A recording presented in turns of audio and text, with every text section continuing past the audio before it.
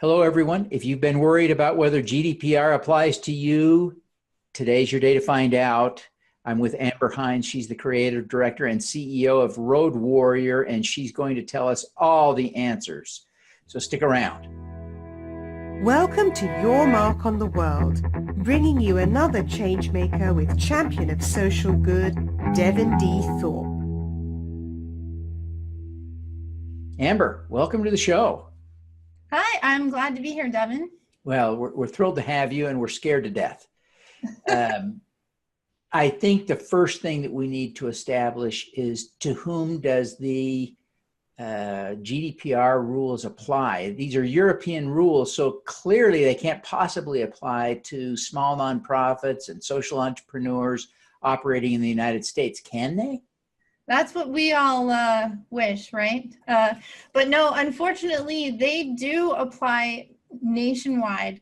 The main way to think about whether or not GDPR laws apply to you or your organization is, do you collect data from or process data on? And now data can mean a lot of things. It could mean just a name, an email address. It could mean credit card information if you have donors who are donating to your nonprofit or purchasing products from you. Any of that kind of personal identifiable information from users that are in the European Union. So even if you are based here, if you have that information, then GDPR does apply to you. And this could be something as simple as you have a comment form on your blog and EU users come and submit comments on your blog. Wow. Certainly if you're collecting email addresses and someone is from the UK or the European Union, you wouldn't even know, would you? Well, you may not know if you're just getting subscribers and literally all you ask for is their email address. You may not know. I would recommend taking a look at your Google Analytics traffic, and that might give you a feel for if you have a lot of users that are coming off the EU. Now, what I will say about this is that if you are a very small nonprofit or individual or organization that is collecting, let's say, just that, emails for a newsletter, and you're not expressly targeting people from the European Union, that is to say, they might just find you via Google, but you don't have any information that is marketing related that is targeted to that demographic, then it is possible that it may not apply to you because those are incidental users. But if there's anything where it says you are very expressly targeting that demographic on your website copy, then it would apply to you. So if you are doing something that is related to Europe in any way that might reasonably be interpreted as intended for that audience, you probably need to worry about it, right? Yes. And part of the rules relate to cookies. And so if you have any European traffic and your website was built after 1996, you probably have cookies, and you probably need to worry about this, right? Yeah, so the cookie notifications are actually, they predate GDPR. So those were a requirement before. It's just a lot of people kind of ignored them. So if you have a website, I would say it's pretty safe bet to assume that you have cookies or are utilizing cookies on your website. Some really common examples of this are if you have Google Analytics tracking on your website, if you use a WordPress website, which about a third of all websites are WordPress, all of those utilize cookies. So then you are required to notify visitors to your website that you use cookies.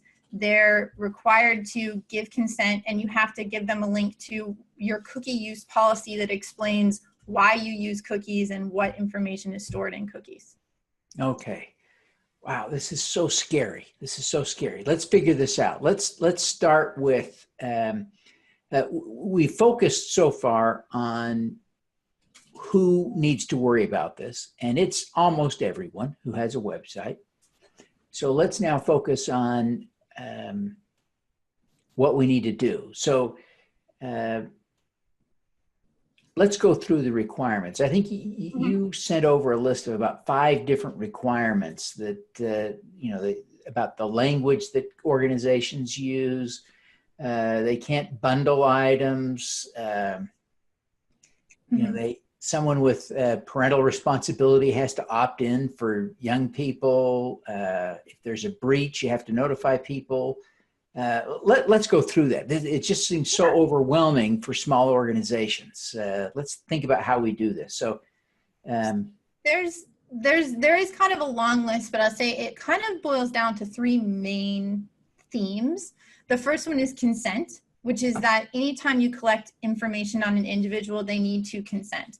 A biggest way to kind of think about consent is it's not enough for someone to just fill out your form on your website, or let's say purchase a product on your website and then automatically get added to your email list. There needs to be a checkbox on that form that says, I consent that XYZ nonprofit is going to add my information to their email list and contact me monthly for news about the nonprofit. So you actually want a checkbox. And the other thing they're saying is that it's most ideal that this checkbox not be pre-checked, because then that's not really, how do you prove consent? They may have just not noticed it and then they hit submit without realizing. So you actually want to have the action of someone having to check the box and say that they consent. So that's kind of the biggest kind of granular thing. And then the other two items that fall under the three themes I mentioned is they have the right to access whatever data you have on them and find out what it is that you're storing about them. And the second one is the third thing is they have the right to be forgotten. So they have the right to request that you delete everything about them, unless it is information you're required to retain for legal or tax purposes or something like that. I see. So you could keep transaction records of donations, but you have to delete their information entirely from your email newsletter database. Or if they had comments on your website, they request you delete that, you have to delete every comment they ever wrote on your website. Or what you can do is you can anonymize that data. So you could go in and remove their name and their email address and their website link. Let's say if they filled out that on the comment form, if you still want to keep it and just, anonymous said. Wow, it's going to be scary. It sounds like a lot. Yeah, so let's talk a little bit about getting consent. The data that I think about mostly is the email addresses that we're gathering. And you gave us a great point that you need to have an actual opt-in and not an opt-out. Great tip.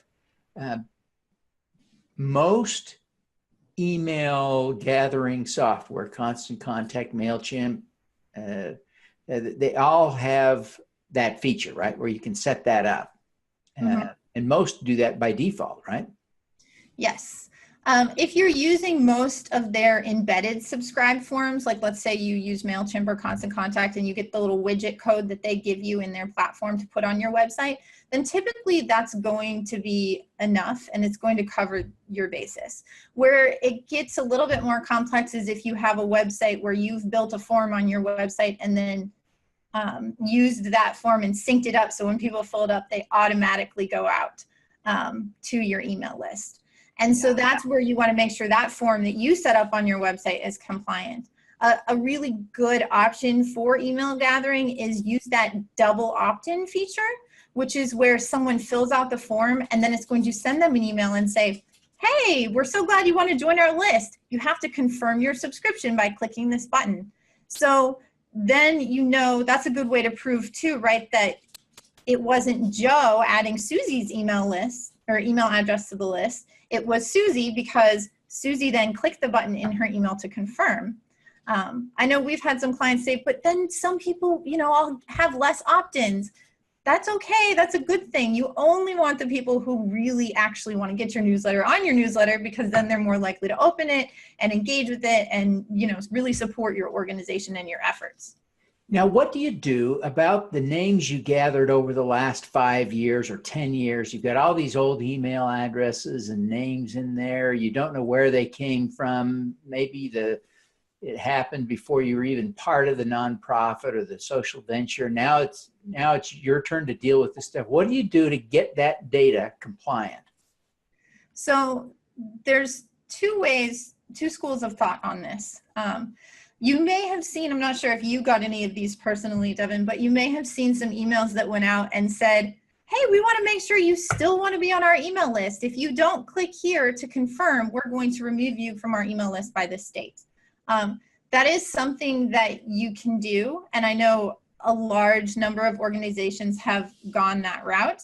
What you want to be careful about, though, if you literally have no idea how you got this information in the first place, is technically that email right there is a marketing solicitation.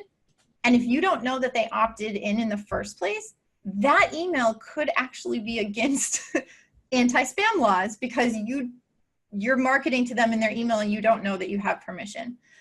So some people have said, we're just gonna scrub our list of people we don't know. Other people have said, we're gonna send this out and just kind of take the risk, right? And then let people opt in. And those are probably the two best practices.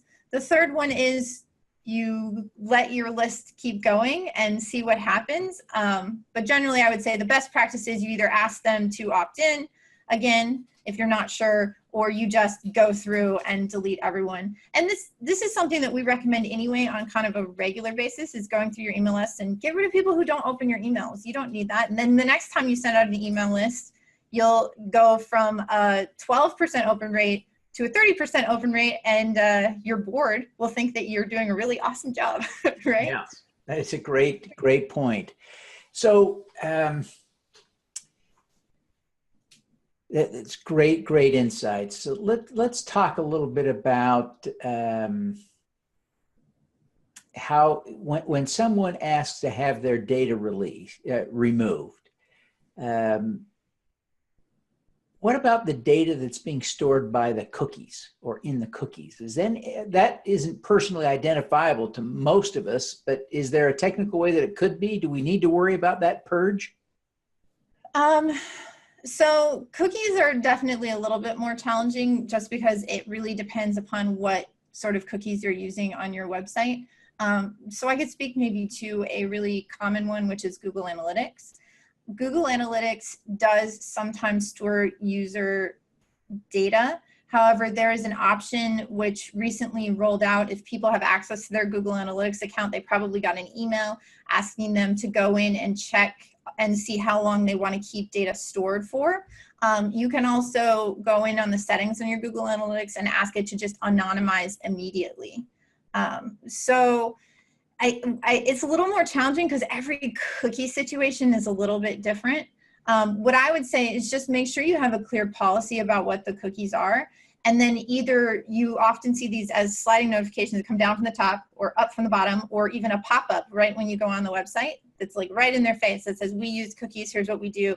You know, if you scroll or you click on this, it means you accept it.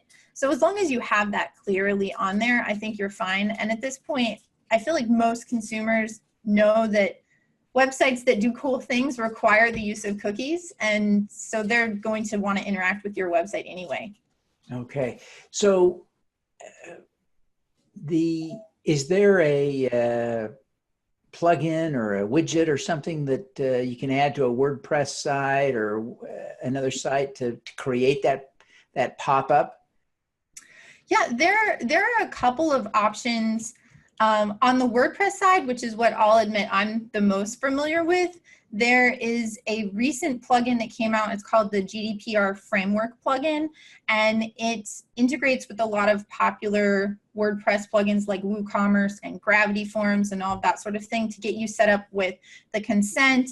It uses the new tools that WordPress recently added in a release last week, which allow people to submit their email address and request a copy of their data, which you're required to give them data, and then also to submit and delete their data. So GDPR framework plugin is what it's called. It's on WordPress.org. It's free. That is one that works well for WordPress sites. If you're looking for a more like legal solution, one that we often recommend to people that maybe don't have the budget right now to go out and hire a GDPR attorney and pay for all of these crazy like privacy policies and all of that, there is a website called IUBenda, and What is that website again? IUBenda. It's IUBENDA.com. I'm pretty sure it's .com. Now I'm thinking I need to look it up, but it's IUBenda. If you just Google that, you'll find them. And IUBenda has attorneys on staff. And what they do is they have free options that have some minimal functions. And then you pay an annual fee of $27 a year. And you get a 100% legally compliant privacy policy. And you can also get cookie notification banners. And you go through, it's really easy to use interface. You don't need to know anything legal or anything. You basically go through and say, you check off all the things. Like, I use Google Analytics. I have a Facebook like button on my website. I use MailChimp. I sell goods and services and collect credit card information with this credit card processor. And you check off all those things. And then it generates the policy for you. And they guarantee compliance with both US laws and EU laws, and then several other laws in other major countries. And again, it's very affordable, and it will give you a little snippet of code that you can put on your website. And so this would work on any website, whether you're on WordPress, Shopify, or something that's just self-hosted. And that's really a great option, I think, for people that are lower budget. They do have a higher budget option there as well. If your organization needs some really specialized consulting, you can hire them to do that. That's fantastic. What a great and powerful tip. As you think about this, what else do social entrepreneurs and nonprofit leaders need to know about GDPR? I think the big thing that I would say about GDPR is it's good to be proactive, and don't be afraid of it. Try and think of it. I think there are some people that said, oh, this is really awful because maybe our email list won't be as big, or it'll be harder for us to communicate with our donors or our volunteers. And I just think this is good customer service, and that when you provide people with information about the data that you're using, you're collecting on them and why you're collecting it, or you say that you have cookies on your website and you're transparent about that, I think people generally are going to appreciate that. And it's sort of the same thing, like we mentioned, well, your email list might be a little smaller, but you'll have the core group of people, right, that really are going to support your efforts. And really that's what's going to lead for the most success, is if you have that core group of people. So I'd say celebrate it in some degree. Okay. And try to think of yourself as the consumer too, and what you'd want. So. Yeah. Most of these rules are a pain in the butt for small entrepreneurs, small business owners, nonprofit leaders, but it's all the stuff that we would want when the shoe is on the other foot. So that's a great point, Amber. Let's talk a little bit now about Road Warrior. Mm-hmm. You are the CEO of Road Warrior. What does Road Warrior do? Yeah, so we're Road Warrior Creative. We're a digital marketing agency. We're based in Georgetown, Texas, but we're a traveling agency with a distributed team. So we have team members in several states across the country. We have clients all across the country. We don't actually have very many local here, which is a little bit funny and surprising. But we travel the country, and we work primarily with social good organizations, which could be nonprofits or B Corps, and also food brands. Fantastic. And Amber, you've had a remarkable career. My heavens, you're 18 years old and you're the CEO of a company. I'm not 18. What is the most important lesson you've learned over your career? The most important lesson I've learned over my career. I think the most important thing that I've learned is that you really have to sometimes be willing to put in the sweat and the long hours in the beginning. And it's just really important not to give up, even when sometimes you feel like you're treading water for a while, and really be proactive about making change. So if something's not working, fix it, right?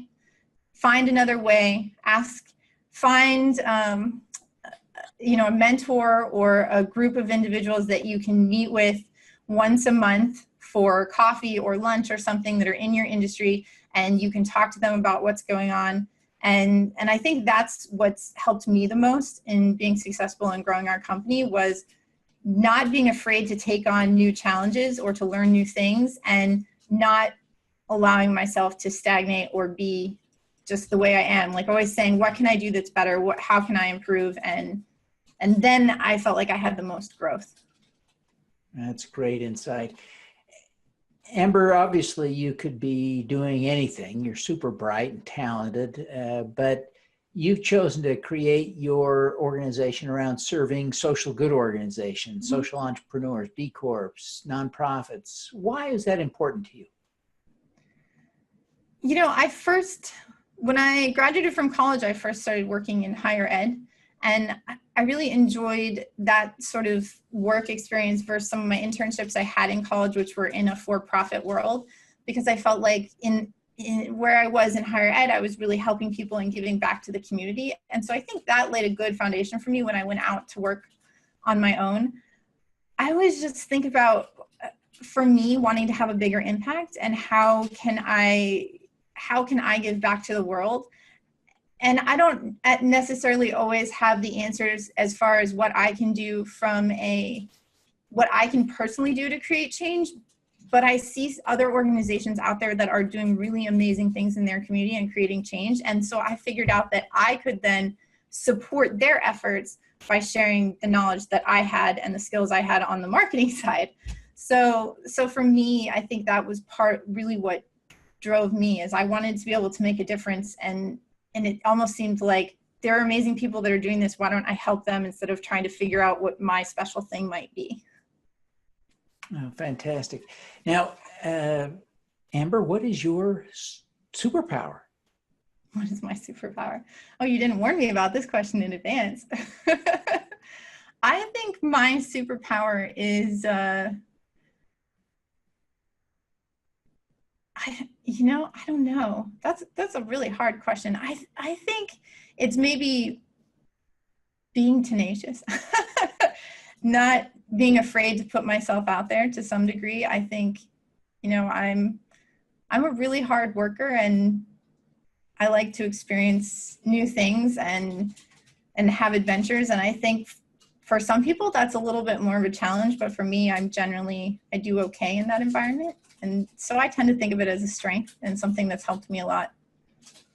Yeah, that's cool. I really appreciate it. Amber, thank you for taking. I look through walls or something.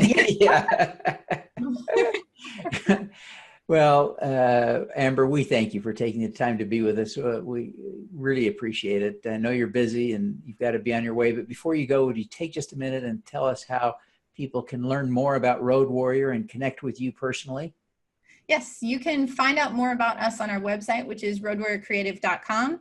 We are at Road Warrior WP on almost all the socials, so Twitter, Facebook, all across the web. I also personally have a website, personal blog, kind of side project at amber-hinds, which is hinds.com, and you can find me there as well.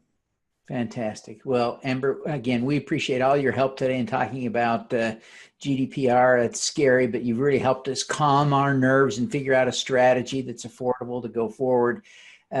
We wish you every success in the work that you do to support social good organizations. Yep, I'm glad to be here. Thank you. All righty, let's do some good. Thank you for listening. This podcast was recorded via Google Hangouts on Air and is available at youtube.com/Devin Thorpe. Subscribe to this podcast on Stitcher or iTunes by searching for Your Mark on the World. Every weekday, Devin hosts a CEO, celebrity, entrepreneur, or other changemaker here on the Your Mark on the World show to inspire and prepare you to make your mark.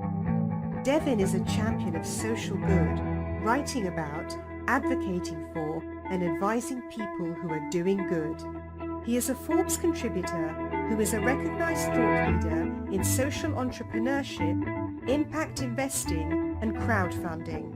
To book Devin as a speaker, visit devinthorpe.com. Learn more about Devin's work at yourmarkontheworld.com.